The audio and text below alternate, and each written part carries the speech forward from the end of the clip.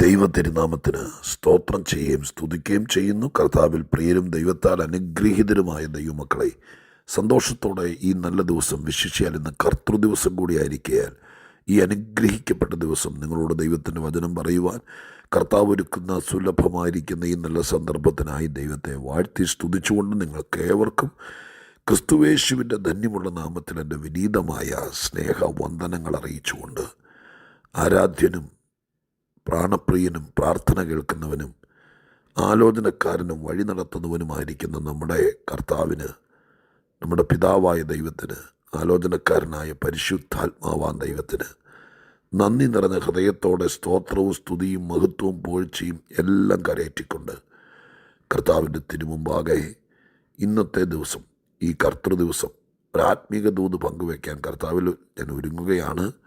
കർത്താവ് നമ്മോട് സംസാരിക്കട്ടെ. പ്രാർത്ഥനാ പുരസ്സരം നമുക്കൊരുമിച്ച് തിരുവചന ധ്യാനത്തിനൊരുങ്ങാം. വിശുദ്ധ ബൈബിളിലെ വെളിപ്പാട് പുസ്തകം 11-ാം അധ്യായം 1-ാമത്തെ വാക്യം ഞാൻ നിങ്ങളെ വായിച്ചു കേൾപ്പിക്കാം. 11-ാം അധ്യായം 1-ാമത്തെ വാക്യം. പിന്നെ ദണ്ഡ് പോലെയുള്ള ഒരു കോൽ എൻ്റെ കയ്യിൽ കിട്ടി. കൽപ്പന ലഭിച്ചത്, നീ എഴുന്നേറ്റ് ദൈവത്തിൻ്റെ ആലയത്തെയും യാഗപീഠത്തെയും അതിൽ നമസ്കരിക്കുന്നവരെയും അളക്കുക. നീ എഴുന്നേറ്റ് ദൈവത്തിൻ്റെ ആലയത്തെയും യാഗപീഠത്തെയും അതിൽ നമസ്കരിക്കുന്നവരെയും അളക്കുക. അതിൽ നമസ്കരിക്കുന്നവരെയും അളക്കുക. വെളിപ്പാട് പുസ്തകം യോഹന്നാനെ ദൈവമായ കർത്താവ് പത്മോസിൽ നിന്ന് സ്വർഗത്തിലേക്ക് വിളിച്ച് ഒരു ദൂതനെ ഏൽപ്പിച്ചു. സ്വർഗം മുഴുവൻ യോഹന്നാനെ കൊണ്ടു നടന്ന് കാണിക്കുകയാണ്. വരാനിരിക്കുന്ന കാലത്ത് സംഭവിപ്പാനിരിക്കുന്ന അതിപ്രധാനമായിരിക്കുന്ന കാര്യങ്ങൾ കൂടെ ഈ ദർശന വീക്ഷണത്തിനകത്ത് ദൈവത്തിൻ്റെ ദൂതൻ കാണിച്ചു കൊടുക്കുന്നു, അഥവാ യോഹന്നാൻ ദർശിക്കുന്നുണ്ട്. സംഭവിപ്പാൻ പോകുന്ന അനന്തവിദൂര ഭാവിയിൽ ഇവിടെ നടക്കാൻ പോകുന്ന അതിപ്രധാനമായിരിക്കുന്ന ദൈവത്തിൻ്റെ കാര്യപരിപാടികളുണ്ട്. അതിൻ്റെ ലക്ഷണങ്ങളൊക്കെയാണ് യുദ്ധവും യുദ്ധശ്രുതികളൊക്കെയായിട്ട് നമ്മൾ കേട്ടുവരുന്നത്. ആ കാര്യങ്ങളെക്കുറിച്ചൊക്കെ നന്നായി ഗംഭീരമായി പഠിപ്പിക്കാനും പറയാനും കഴിയുന്ന കർത്തൃദാസന്മാർ നമ്മുടെ ഇടയിലുണ്ട്. അവരെ ഓർത്ത് സ്തോത്രം ചെയ്യുന്നു.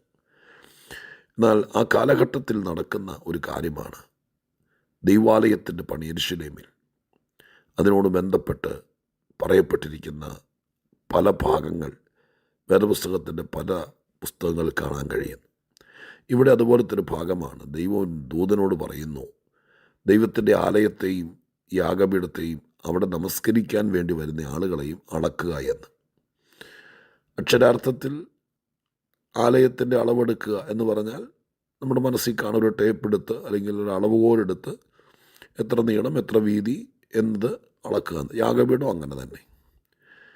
ഒരർത്ഥത്തിൽ പറഞ്ഞാൽ നമസ്കരിക്കാൻ വരുന്നവർ അഥവാ ആരാധിക്കാൻ വരുന്നവരെയും അളക്കുക എന്ന് പറഞ്ഞാൽ എത്രത്തോളം ആളുകൾ ജനങ്ങൾ കൂടി നിൽക്കുന്നു, 5000 സ്ക്വയർ ഫീറ്റിനകത്ത് എത്ര പേർ നിൽക്കും എന്നതിനെക്കുറിച്ചൊക്കെ ആയിരിക്കും ഉദ്ദേശിക്കുന്നത്. പക്ഷേ ഇന്ന് ഞാൻ ആ വാക്ക് വായിക്കുമ്പോൾ മറ്റൊരർത്ഥം,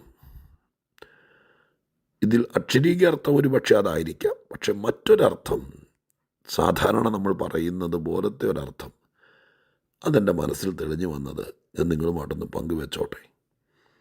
അങ്ങനെ തന്നെയാണോ എന്ന സംശയമൊക്കെ മനസ്സിനകത്ത് വരാമെങ്കിലും ഞാൻ ഈ പറയുന്നതിൽ തെറ്റില്ല എന്ന ബോധ്യത്തോടെ ഞാൻ നിങ്ങളെ ഓർപ്പിക്കാൻ ആഗ്രഹിക്കുക. മലയാളികളായിരിക്കുന്ന ആളുകൾ സാധാരണ പറയാറുണ്ട്, ഞാൻ അന്നേ അവനെ അളന്നതാ എന്ന് പറഞ്ഞു കഴിഞ്ഞാൽ എത്ര അടി പൊക്കമുണ്ട് എത്ര അടി വീതിയുണ്ടെന്ന് അളന്നെന്നുള്ളതല്ലല്ലോ. അവൻ്റെ ആ തീറ്റ കണ്ടപ്പോഴേ ഞാൻ അവനെ അളന്നു ഒറ്റ പ്രാവശ്യം കൊണ്ട് എന്ന് പറയുന്ന ആൾക്കാരില്ലേ. എന്ന് പറഞ്ഞതിൻ്റെ അർത്ഥം എന്താ? അന്ന് ഞങ്ങളുടെ കൂടെ അവൻ വന്നപ്പോൾ അന്ന് ഞാൻ അവനെ അളന്ന് വെച്ചിരിക്കുന്നത് എന്ന് പറഞ്ഞു കഴിഞ്ഞാൽ ടേപ്പ് എടുത്തുകൊണ്ട് വന്ന് അളന്നുള്ളതല്ലല്ലോ അർത്ഥം. അവൻ്റെ സ്വഭാവം, അവൻ എങ്ങനെയുള്ളവനാണ്, അവനെ വിശ്വസിക്കാൻ കൊള്ളാമോ, അവനെ ഒരു കാര്യം ഏൽപ്പിക്കാൻ കൊള്ളാമോ, ഇതൊക്കെ ഒരു വിലയിരുത്തലല്ലേ മലയാളിയുടെ പ്രത്യേകമായിരിക്കുന്നൊരു പ്രയോഗം.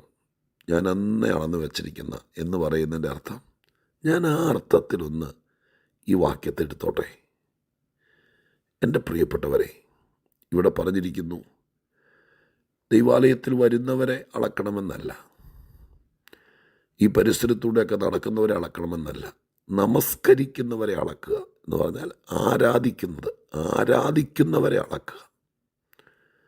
എൻ്റെ പ്രിയരെ, ദൈവത്തെ ആരാധിക്കുക എന്നതിനും വ്യാഖ്യാനങ്ങളും ദൈവശാസ്ത്രപരമായ വീക്ഷണങ്ങളെല്ലാം ഉണ്ട്. ഒരു ദിവസം, ഇന്നിപ്പോൾ ഞായറാഴ്ചയാണ്, നമ്മൾ ദൈവാലയങ്ങളിൽ പോകുന്ന ദിവസമാണ്. പാട്ട് പാടുമ്പോൾ കൂടെ പാടുകയോ എഴുന്നേറ്റ് നിൽക്കുകയോ കൈയടിക്കുകയോ ചെയ്യുന്നത് ആരാധനയുടെ, സ്തുതിയുടെ, നമസ്കാരത്തിൻ്റെയൊക്കെ ഒരു ഭാഗമാണ്.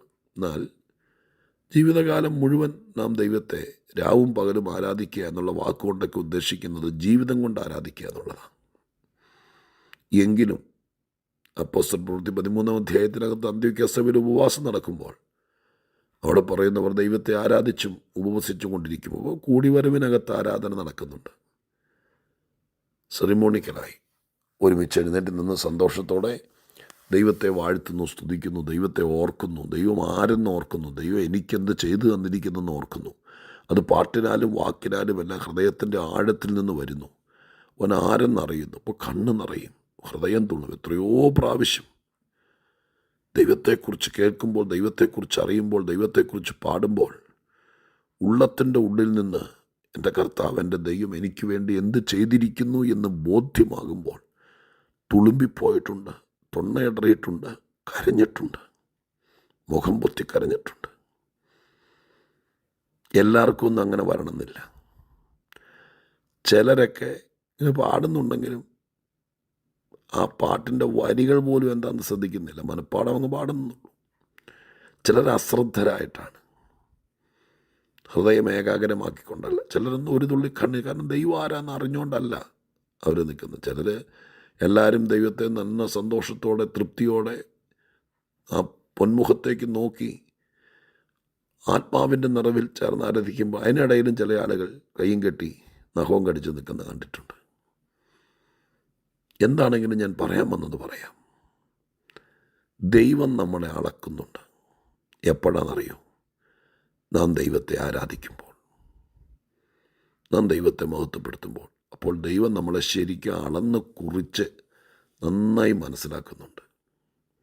ഓർത്തോളണം, കർത്താവിൻ്റെ സന്നിധിയിൽ ചെന്ന് ദൈവത്തെ മഹത്വപ്പെടുത്തുമ്പോൾ നമുക്ക് ദൈവത്തോട് എത്ര സ്നേഹമുണ്ട്, നമ്മൾ ദൈവത്തെ എത്രത്തോളം വിശ്വസിക്കുന്നുണ്ട്, നമ്മൾ ദൈവത്തിൽ നിന്ന് എത്ര വലിയ കാര്യങ്ങൾ പ്രതീക്ഷിക്കുന്നുണ്ട്. നീ എന്തിനാണ് ദൈവമേ ദൈവമേ എന്ന് വിളിച്ച് പുറകെ നടക്കുന്നത്? ദൈവത്തെ ഊറ്റിയെടുത്ത് നിൻ്റെ കാര്യം നടത്താനാണോ? അതെയോ ദൈവം നിനക്ക് എന്ത് ചെയ്തിരിക്കുന്നു എന്ന് അറിഞ്ഞ് നീ അവനെ മഹത്വപ്പെടുത്താനാണോ? ഇതെല്ലാം അളക്കുന്നുണ്ട് ദൈവം, കേട്ടോ. ഇന്ന് ദൈവത്തിൻ്റെ സന്നിധി പോയി നിൽക്കുമ്പോൾ, അല്ല ഈ നാളുകളിൽ നാം ദൈവത്തിൻ്റെ പാദമെടുത്ത് നിൽക്കുമ്പോൾ ഓർത്തോളണം, അവിടെ നമ്മളെ ആരും ചിലപ്പോൾ ശ്രദ്ധിക്കുന്നുണ്ടായിരിക്കുന്നില്ല, പക്ഷേ അവിടെ ദൈവം നമ്മെ അളക്കുന്നുണ്ട്. നിർവിചാരിയായി വെറുതെ പോയി സമയം കളഞ്ഞ് ആർക്കോ വേണ്ടി മനസ്സില്ലാ മനസ്സോടെ പേരൊപ്പിക്കാൻ വേണ്ടി പോയിട്ട് തിരിച്ചു വരുമ്പോഴും അളവ് നടക്കുന്നുണ്ട്. ദൈവം അളന്ന് വെച്ചിരിക്കാൻ നിന്നെ. പിന്നത്തേത് നമ്മൾ ആദ്യം പറഞ്ഞതുപോലെ, നമ്മൾ കൂടെ യാത്ര ചെയ്യുമ്പോൾ, കൂടെ നടക്കുമ്പോൾ, ഒരു കല്യാണത്തിന് പോയി അടുത്തിരുന്ന് ആഹാരം കഴിക്കുമ്പോഴൊക്കെ മറ്റുള്ളവർ നമ്മളെ അളക്കുന്നുണ്ട് എന്നതുപോലെ ദൈവം തമ്പുരാൻ നമ്മളെ അളക്കുന്നുണ്ട്. പിന്നെ ഒരാവശ്യം വരുമ്പോഴാണ്, നിന്നെ അന്നേ ഞാൻ അളന്ന് വെച്ചിരിക്കുകയാണ്, നീ ഇപ്പോൾ ആവശ്യം വരുമ്പോൾ എൻ്റെ അടുത്ത് വന്നാലേ എന്ന് ദൈവം പറയിപ്പിക്കേണ്ട ഗതികേട് വരുത്തരുത്. മറ്റുള്ളവർ നമ്മെ അളക്കുന്ന പല സമയമുണ്ട്. അത് നമ്മുടെ ശരീരത്തെ, തയ്യൽക്കാരൻ നമ്മൾ കുപ്പായം തയ്ക്കാൻ വേണ്ടി ചെന്നാൽ അവൻ നമ്മളെ അളക്കും. ഡോക്ടർ ചിലപ്പോൾ നമ്മുടെ പൊക്കം അളക്കാൻ സാധ്യതയുണ്ട്. ചിലപ്പോൾ ചെരുപ്പ് മേടിക്കാൻ ചെല്ലുമ്പോൾ ചെരുപ്പ് കടക്കാരൻ നമ്മുടെ കാലളന്നെടുക്കും. അല്ല റിക്രൂട്ട്മെൻറ്റിനും എല്ലാം പോവുകയാണെങ്കിൽ നെഞ്ചുവിരിവും പൊക്കമൊക്കെ അളന്നെടുക്കും. അവസാനം മരിച്ചു കഴിയുമ്പോൾ ശവപ്പെട്ടി മേടിക്കാൻ നേരത്തെ നമ്മളെ അളക്കും. ഇങ്ങനെ പുറമേ ഉള്ളൊരളവല്ല ദൈവം നമ്മളെ അളക്കുന്നത്. നമ്മുടെ സ്വഭാവം, നമ്മുടെ ചിന്താഗതി, നമ്മുടെ ഹൃദയത്തിലുള്ള ഇരിപ്പ്, നമ്മുടെ ആശയം, നമ്മുടെ ആത്മാർത്ഥത, ഇതെല്ലാം അളക്കുന്നുണ്ട് ദൈവമക്കളെ. ഞാനിവിടെ അവസാനിപ്പിക്കുമ്പോൾ ഓർത്തോളണം, ഓരോ വാക്കിലും, ഓരോ ചുവടിലും, ഓരോ പ്രവൃത്തിയിലും, ഹൃദയ വിചാരങ്ങളിലും എല്ലാം ദൈവം നമ്മെ അളക്കുന്നുണ്ട്. പ്രത്യേകിച്ച് നീ ആരാധിക്കാൻ തിരുസന്നിധിയിൽ ചെല്ലുമ്പോൾ ദൈവം അളക്കുന്നു. അബ്രഹാമിനെ, ഇസ്ഹാക്കിനെ യാഗം കഴിക്കാൻ വേണ്ടി പറഞ്ഞ് മോറിയാമലയുടെ മുകളിൽ കൊണ്ടുപോയി യാഗപീഠം പണിതതിൽ കെട്ടിക്കിടത്തി. ദൈവത്തോടുള്ള ഭയഭക്തിയും ദൈവത്തെ അനുസരിക്കാനുള്ള വ്യഗ്രതയും നിമിത്തം തൻ്റെ ഓമനക്കുഞ്ഞിനെ, താൻ വളർത്തിയ, ആറ്റുനോക്കി വളർത്തിയ ഇസ്ഹാക്കിനെ തന്നെ യാഗപീഠത്തിൽ കെട്ടിയിട്ടതിന് ശേഷം കത്തി ഊരി അവരെ വെട്ടാനൊരുങ്ങുമ്പോൾ ദൈവം കയറി പറിച്ചു, അബ്രാഹാമേ അബ്രാഹാമേ, ബാലൻ്റെ മേൽ കൈവയ്ക്കരുത്. ദൈവം അവനെ അളന്നു, ശരിക്കും അളന്നു. ഇല്ലേ? നിങ്ങൾ പറ.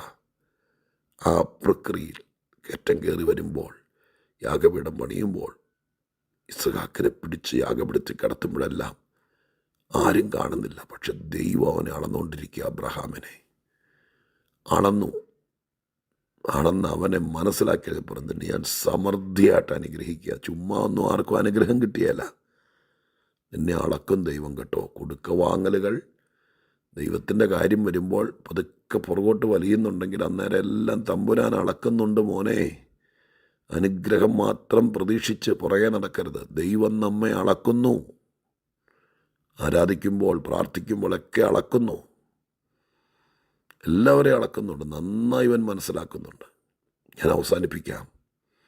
ഇതോർത്ത് ജീവിച്ചാൽ നമുക്കെല്ലാവർക്കും നന്ന്. എൻ്റെ കർത്താവ് എന്നെ നന്നായി അളന്ന് കുറിച്ച് വെച്ചിരിക്കുക എന്ന് ഓർത്തോളണം കേട്ടോ. ഇനിയാണെങ്കിലും പാളിച്ച പറ്റാതിരിക്കട്ടെ. അവൻ നമ്മെ അളക്കുമ്പോൾ കുറവില്ലാത്തവരായിരിക്കാൻ നമുക്ക് ശ്രമിക്കാം, പ്രാർത്ഥിക്കാം. പരിശുദ്ധ ദൈവമേ, ഞങ്ങളുടെ സ്വർഗീയ പിതാവേ, അനുഗ്രഹീതമായ നല്ല ദിവസം, പ്രത്യേകിച്ച് കർത്തൃദിവസം ഞങ്ങൾ തിരുമുമ്പിൽ താണു വീണ് പ്രാർത്ഥിക്കുന്നു. ഞങ്ങളെ അളക്കുന്ന ദൈവം, ആരാധിക്കുന്നവനെ അളക്കുന്ന ദൈവം, നാഥ, ഞങ്ങൾ ആ കാര്യത്തെ ഗ്രഹിക്കുന്നു. എന്നിലും എന്നെ കേൾക്കുന്നവരിലും അങ്ങ് ഞങ്ങളെ അളന്നു നോക്കിയാൽ ഒരു കുറവും വരുത്തരുതേ. അതുപോലത്തെ ആത്മാർത്ഥത, അതുപോലത്തെ വിശുദ്ധി, അതുപോലത്തെ ദൈവത്തോടുള്ള സ്നേഹം, ഇതെല്ലാം ഞങ്ങൾക്കുണ്ടാകട്ടെ. പ്രാർത്ഥന കേട്ടതിന് നന്ദി. യേശുവിൻ നാമത്തിൽ തന്നെ. ആമേൻ.